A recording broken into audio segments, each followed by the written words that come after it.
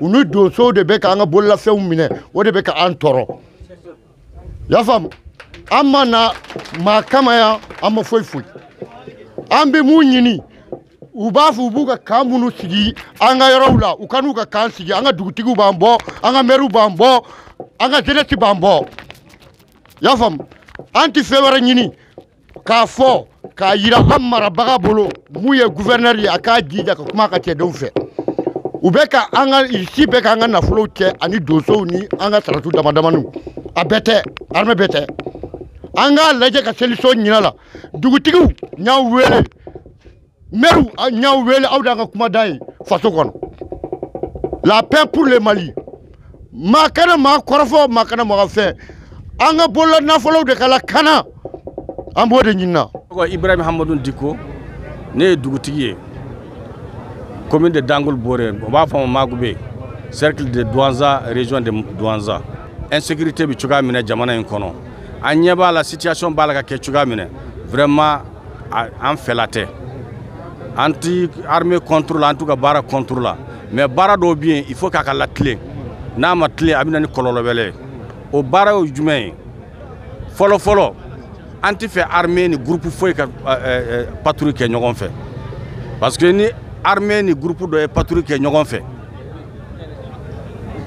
abina ni fin wéré groupe wéré bi créé parce que nya fuye ku ka dabla nous ma dabla an yere ambike an yere ambanga groupe créé groupe armé ba ya fam un groupe d'auto défense ka faraka patrouiller nous bi patrouiller ka patrouille kélé maintenant on a ni armée mi on a ni partenaire mi nous bi se ka baraka ñogon fe fo na ñaaye yoro mina bara may nous bi se ka baraka ñogon fe mais Mali ko na anti fait ou ka sia dota on sia do ka baraka ka sia doto o sia wolomay parce que groupe nous ye odi nous anti fait odi ka kanga jamana kono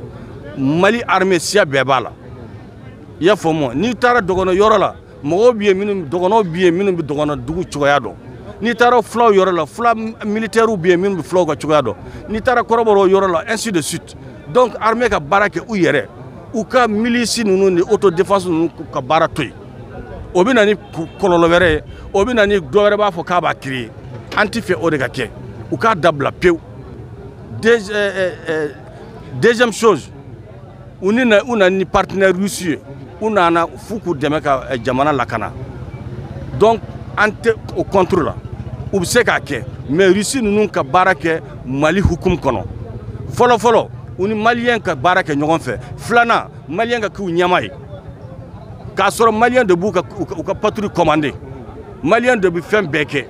ou kou de me barala. Mais ka fo Russie drombe ta. Ka yala ka mo mine uti mo kuma kame uti mo lada don anti se ka jenoy o ka dabla et puis fana nous ni armée malien bi ñogon fe armée malien ka ke commandement o lu de ka ke nyamay ya fomu ambo o defo sabana o be don anga dugu kono chuga mine ani anga sugu kono chuga mine anti se ka jenoy dugu saria bien jamana yere de dugu saria jo responsable dugu la ou quand les gars yala mo bise ka tuka kankona dans les désordres fembe ordre de nous nana ou ka dugu be encercler nous ti fait masika bo ka dugu be encercler ou ka ta dugu ti na ka conseil no fait ou bi femfe nyini dugu la ou ka nyini unu fait ou ye femfe soro na ti be Mali sarema ou ka tigi nyangi anteba mais ka ta so kari mo cité ou ka don sokono hal numa fenta bu foku ye fenta ka do mo ka sokono ka o kele hal ni femata do ba foku yo ka fenta ka soro foi to tigi bolore to ko nyini kama mais nous ya keni mo o seré ambi fait o de parce que ka fo anga armée bi don so kono ka sanusien ka warusien o yanga to chiede anti fait ka mais anti fait jamana wara ka mais maintenant nous ya ke céréala o fait nous te sorala sabana an foi tambolo na ma ke bagan duran de anga na fulo ande o soro depuis hoy anti foi do na nit bagan ou ka anga bagan lakana fula bagan tigi bagan no fe ko mina ko dabla ka bagan ye bagan betama ko mina o ka dabla ou bi min fo fana tiete ka fo ku bagan minu mina jakade do c'est pas vrai jakabi bo wati mi amba don jakabi bo atigi nyanama misu minu bi kungo kono atigi bien o jakabi se ga bo kungo kono na folo be sa tigi ma de jakabi bo misi gena be se ga jakabo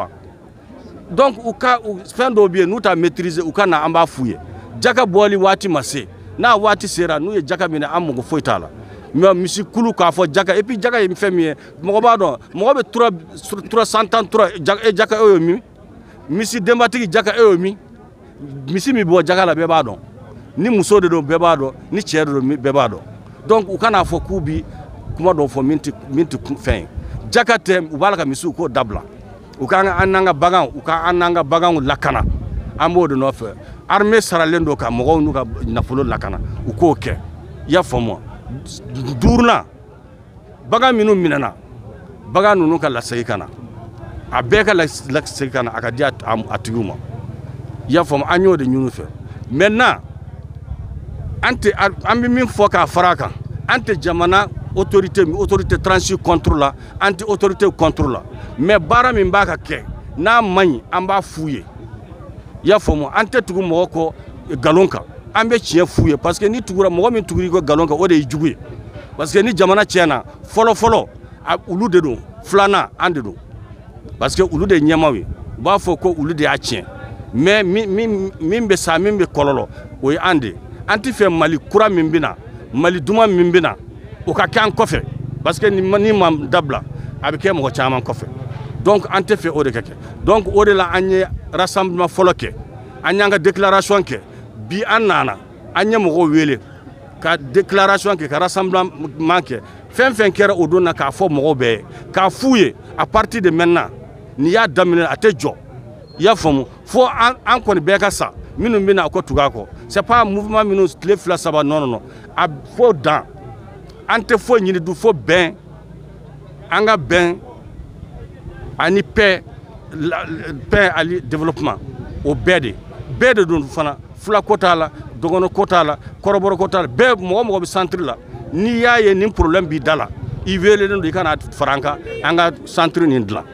o de y'an ka kuma ye. Communes farala ɲɔgɔn kan en un mot dans le cercle de Mopti les 15 communes ka fara ɲɔgɔn kan ka wele k'an ka ɲɛsin faamaw ma plus jamais ça an fɛ yan marabolo kɔnɔ k'a fɔ dɔ de bɛ bila dɔ ɲɛ ka na baara kɛ u b'a dɔn k'a fɔ armée anw ka armée don u tɛ maa si juguya la u bɛ an bɛɛ lajɛlen tɔgɔ la n'a ma ɲɛ k'u bɛ an bɛɛ lajɛlen tɔgɔ la u ka baara kɛ n'an bɛɛ lajɛlen tɔgɔ ye donc n'u ye min kɛ sariya kɔnɔ anw tɛ se ka sɔsɔ an bɛ sɔrɔ u nɔfɛ parce que Mali an bɛɛ la ka Mali ye anw tɛna fɛn sɔrɔ ka tɛmɛ Maliba in kan donc o tɛmɛnen kɔ u ye sikafɔ min kɛ sikafɔ gale u magara kuru 5 fo kuru 6 la a gale u ko k'u t'a fɛ maa ka bila maa ɲɛ kana maa minɛ sigida la ni min tɛ wolomafini taba ye o sirin tɛ siyako la a sirin tɛ diinako la a sirilen tɛ taabolo la a ka kɛ dɔrɔn sariya tigi ye sariya tigiw ye fini tabaw ye wolomafini tabaw ye sariya tigilamaw k'u ka sariya baara kɛ kelen a filanan bonya min mande bonya masigi min mande n'a ma ɲɛ k'i bɛ don dugu kɔnɔ maa man kan ka diɲɛ to n'i da cɛ ka don ni fenêtre ye i ka don ni da ye ka don ni da de ye jumɛn ye k'i sara dugutigi la k'i sara ka conseil la k'a fɔ an ye dugu minɛ an b'a fɛ ka don dugu kɔnɔ an b'a fɛ ka baara dɔ de kɛ baara min bɛ tali kɛ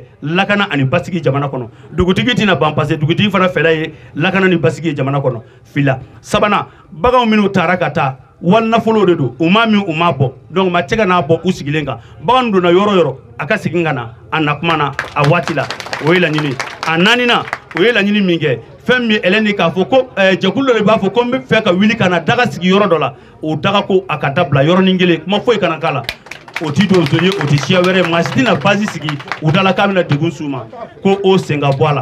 a duurunan o ko a kɛra maa o maa ye u t'a fɛ maa si ka jɛ ka bere ta ka bɛɛ lajɛlen siya bɛɛ lajɛlen lagosi ni bere kelen k'a fɔ k'i bɛ n'u lanɔgɔ parce que ko i n'u ka fɔta a bɛɛ tɛ kelen ma o t'u fɛla ye donc olu tɛ armée contre la u tɛ faso contre la u tɛ maa si contre la olu ko basigi ani lakana ka ɲɛsin malidenw an'u bolo nafolo ma i n'a fɔ u b'a fɔ cogo min protection des personnes et leurs biens o de y'u ka laɲini ye wa maa wɛrɛ t'a kɛ n'an ka wolomafini tabaw tɛ laɲini ye ala sago aw bonya